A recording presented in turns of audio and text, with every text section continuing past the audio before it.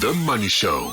Shapeshifters. If I say the name Richard Spoor, you will know him as a human rights attorney. He's based in White River in Mpumalanga. He's been fighting battles in courtrooms for the last 25 years, particularly when it comes to workers' rights and safety in the mining industry. He went to UCT. He has had a really colourful career in the world of law. But Richard Spoor, you weren't always a lawyer. What was your first job? My first job was a human resources manager at Goldfields of South Africa, who sponsored my university studies. It lasted a year. I've been a waiter, I've been a construction worker, I've done a range of jobs before I settled down on law. But law was clearly the goal. Was the time at Goldfields at that time, was it formative in terms of actually, I don't like the way in which these guys, the workers that I've got to be managing on behalf of Goldfields are treated? Was there a trigger then? Was it something that was always in you? No, it was worse than that, Bruce. I should never have taken the job. At the time, I was of a very hard left persuasion. The company wasn't aware of it, so no credit to me. But I spent most of my time there as an informant for the embryonic National Union of Mine Workers and trade unions. So it was a bit of cloak and dagger stuff that was going on at the time. And eventually they discovered this. I was found addressing a group of strikers at Randfontein Estates and encouraging the revolution. The security police reported me to my employer and I was dismissed. But the good news is my bursary obligations were scrapped. So I was very happy and then could move on into my law career. But you are the first generation South African. Were you born here? Your parents were immigrants. Did you come with them or were you born here? I was born here. Okay. This is the only country I know. I'm not much of a travel person. I've done a little traveling, but thoroughly South African, very deeply rooted. This is my life. This is my family here. Where did they come from? I mean, I'm trying to work out where your influences come from. Where had they grown up? Where did they come from? What did they come and do here? They were children in the Netherlands during the German occupation, and in the early 50s. They left Europe, which was in a deep depression, to come and find a future for themselves in South Africa. So they're that generation. They're the war generation. Liberal working class people with a strong antipathy towards fascism and a very strong memory of the horrors of the Second World War. And I think that was quite formative for me. You described yourself as a left-leaning individual, very left-leaning individual in those days. Where did that influence come from? Where did that sort of moral barometer come from? Because at that time, of course, there were a lot of British immigrants in South Africa, people who'd come from a Labour-led Britain, for example, who were quite unionised, and they came and worked at ISCOR and ESCOM and places like that. In those days, as engineers and others, were you kind of in that area of the world, the industrial sector of the East Rand, Vanderbijl Park, Sasolburg, that part of the world? You know, I spent my formative years in an industrial town in the Northern Free State, Sasolburg. Aha. But when I went to university, I fell in with some left people, and there was a bit of a religious conversion, I suppose. It just kind of made sense to me. You know, influential people. Eddie Webster was a big influence, and the groups that he was working with. There was the Agency for Industrial Mission on the West Rand that was organizing and teaching Marxism to workers. A friend of mine who's now a professor at UniZul, Paul Stewart, was extremely influential. And a couple of other hardcore leftists inside the trade union movement. So we were always outside the mainstream left, so I was never part of NUSAS. We always looked on kind of slightly suspiciously. I have the dubious distinction of having been ejected from the launch of the UDF as an agent provocateur. I was fired by the Catholic Church because they thought my teaching geography to matric students in Guguletu was being provocative. So it was a very hard left kind of start to things. Thankfully, I've sobered up a bit. The religious fervor has faded. And I think I'm now just somebody who's interested in, concerned about treating people decently and fairly, and principles like justice, I suppose, classic liberal stuff. Yeah, good old-fashioned values, because, I mean, in South Africa, there are plenty of abuses with which you need to deal. Some of them are historic, some of them are current. I mean, you come across astonishing stories, I'm sure, on a daily basis of people who have been, treated incredibly badly. Yeah, there's no end to it. I mean, I'm getting older, and it's overwhelming, in the last few weeks. I mean, last 2 weeks, I'd say. So picked up a range of stuff. A new coal mine in the Nkomazi area, massive 7,500 hectares of open cast pit. The minister has approved blasting within 70 meters of the local community. Pick that up. Another case, a land restitution trust, a huge one, Lisbon Estates, 1,500 hectares bordering the Kruger Park and the Sabi Sands, that has been sold by some corrupt trustees to a developer for a tiny fraction of the value. Former activist friend of mine, a guy who spent literally years in detention during the apartheid era, having a problem with his landlord and he can't afford a lawyer. Well, I help him out. Another friend, a senior journalist, his landlord has cut off the water to his property. These are cases, it just pours in on a daily basis. And, the problem a lot of the time is there's nowhere else for people to turn. The resources are limited. So it's a case of either you take it on and find a way to do it, or you say, sorry, I can't help, but I don't have anybody to refer you to either. So, and at the same time, we're putting together various class actions. There's a Jagersfontein matter. We're finalizing a class action against the coal mining industry for coal workers' pneumoconiosis. We have something running against Toyota around taxis. So trouble sometimes it's overwhelming. Trouble finds you then. You don't go looking for trouble. Your brand equity as people come to you because they trust that you can help them, or they're desperate and you may be the last person they come to and they go, please help. But they believe that you will. Because that's the brand that you've developed, the personal brand that you've developed over many years. When you say you pick up cases, I mean, a lot of this sounds like pro bono work. It's sort of favors for friends and doing stuff out of the goodness of your heart. How do you put bread on the table? That remains a challenge. We rely a lot on funding, and a combination of funding from donors. The environmental and community and some of the land work is funded by donors.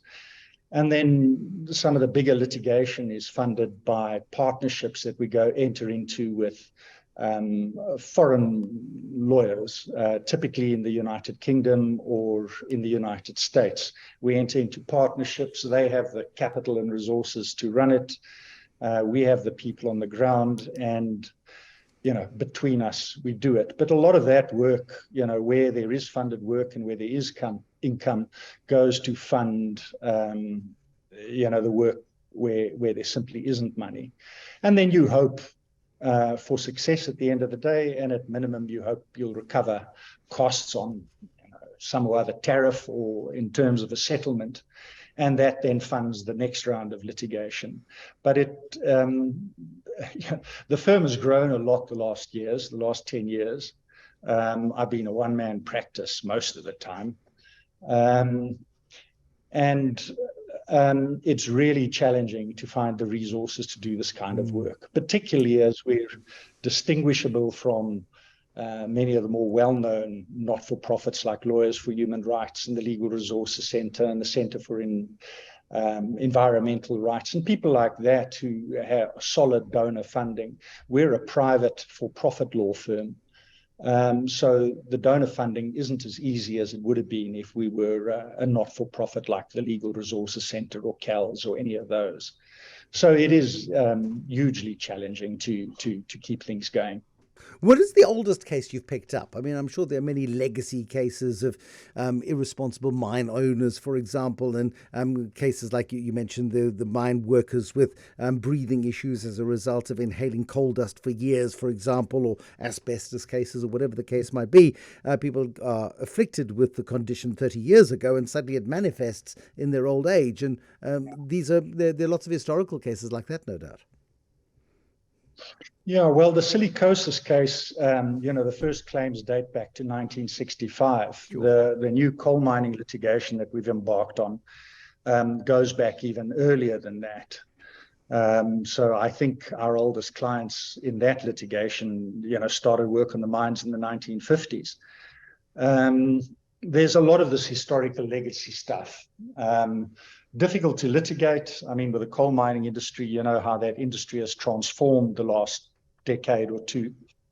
So kind of establishing liability and tracking it back and trying to find the right parties and making the case that they should be held liable is difficult, but it goes back decades. A lot of the stuff is as a long legacy.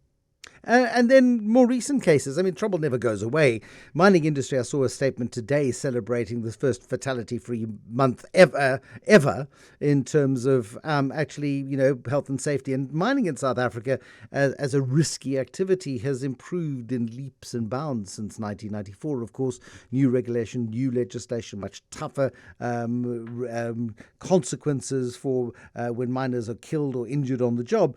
It certainly has worked quite effectively. By no means, though, I'm sure, is it perfect? No, there have been significant improvements, and we hope that litigation like the asbestos litigation we undertook in the early 2000s and the silicosis litigation has made employers more attentive to the risks. But, the challenges continue. I mean, we had the Jagersfontein disaster in September last year. That was a slimes dam which burst and, of course, flooded an entire community and, and hit the waterways and did all sorts of terrible things. Yeah, and, that's a particularly interesting matter because the party that we believe is responsible, Reinet Investments, is a Luxembourg-based company. To the best of our knowledge, they don't have any assets left in South Africa. They sold the mine in April last year when it collapsed, and then it collapsed a few months later in September. And now the challenge is how to hold them accountable, how to go after a Luxembourg-based company with complex structures, with trusts and managing partners and European systems of law. So there we've kind of roped in an English law firm who specialize in those kinds of fields. And we're hoping to come knocking on, Johan Rupert, the major shareholder's doors in a very little while and see if we can drag him to this party and hold him and his investors, his company liable for this disaster, which destroyed about 200 homes, killed 3 people, and where the community has been left, frankly, without any recourse and without any remedy. And the problem with these blooming slimes dams is they're dotted about our landscapes. They're dotted all over the place. And as we see greater urbanization, we see more residential areas moving closer and closer to these blooming things. So if you look around Joburg, and the mine dumps are gone, but the slimes dams full of the residue of mining, and in there's a lot of cyanide, for example, that was used in the extraction of gold. All of those sort of chemicals and things in these systems, and these things are a legacy issue from the past. But at some point, another one's going to pop. Yeah, another one's going to pop. There are more of these, but government and business continue to create these problems, like the new Kangwani anthracite mine in Komati. I mean, the minister has authorized the establishment of a very large open cast mine that comes as close as 70 meters, the pit of the local community. Densely populated urban areas, albeit in these rural areas, they're establishing a mine there. It's going to be a catastrophe. The standards for blasting in South Africa are predicated on American standards, which relate to different kind of housing structures. And we know from our experience here that the kind of activities they'll carry on there are going to devastate homes and schools and local infrastructure. We know that the dust and the noise is going to be a huge problem. But here you have a project that's been, I learn now, I've only recently kind of taken the instruction, it's been 10 years in the making, begun by a company called Main Street 800 Pty Limited, not sure who they are. Exactly. Recently acquired by somebody else, not sure who they are either. But here they are, charging ahead with a mine in a densely populated area. If this was Santon, it wouldn't be happening. And you just know, here comes a major battle. Large amounts of money have been committed. Very little thought has been given to it. The consultation is superficial. People are uninformed. And here comes trouble. What's going to happen? Well, it's going to be conflict, hardship, confusion. It's going to be trouble. How do you pick the cases that you fight? You can't fight every fight. You can't afford to do lots of cases that you may lose. Some cases, they have to be fought on a point of principle. So what is the sort of filter you use to say, this is one I'm prepared to take on? Well, it's criteria number one. Winnable cases, I mean good cases. So there's no point devoting your energy and your life to fighting impossible cases. So you look for something that has merit. The second thing you do is you look for a case that's big, that's significant. So it's not just for the benefit of one or two, a handful of people. It benefits a lot of people. It's a big case. So you're looking for big cases with good merits against people with deep pockets. That's the kind of the golden rule. And invariably, those people that you're acting for are poor.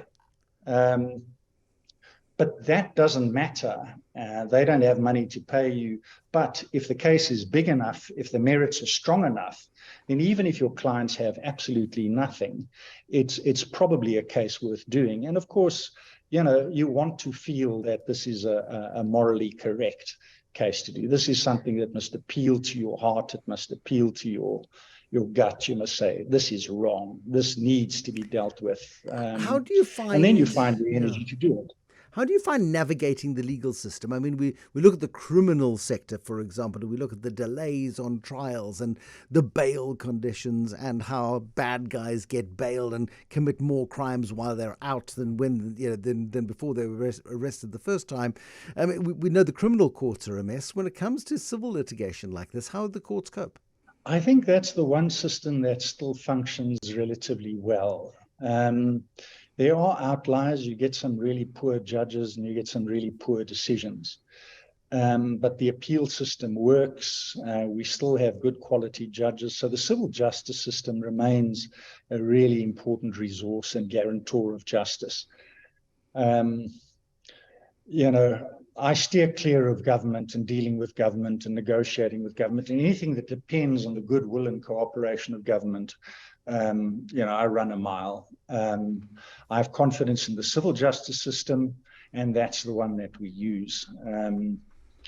And typically, I mean, how long is a piece of string? But the duration of cases, I mean, I'm sure the bigger, the scarier, and the deeper the pockets of the person who is being litigated against, they can afford to drag these things out for years and years and years.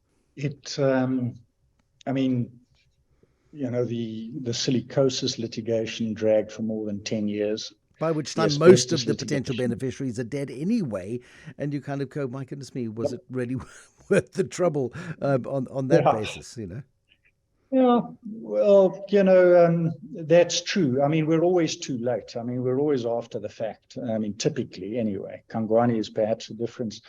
We're always late. We're always 10 years too late. But one of the things I look back on, and if I include the silicosis litigation, which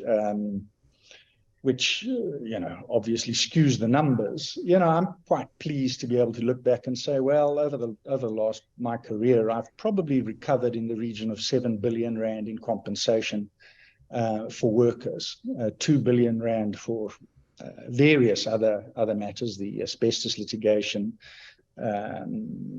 litigation against Crow Mines, litigation against Sasol, big industrial accidents that we've done, Thor Chemicals and the like. And then $5 billion for the silicosis litigation. So, although we're late and although it never undoes everything, I feel quite pleased with having achieved that. Richard Spoor, we will leave it there. Thank you very, very much indeed. He's an activist, a human rights lawyer at Spoor Incorporated Attorneys. Richard Spoor this evening. You've learned a lot about a guy whose name you hear plenty when it comes to big fights against multinational, powerful organizations, where he represents the David in these battles. The Money Show. Shapeshifters.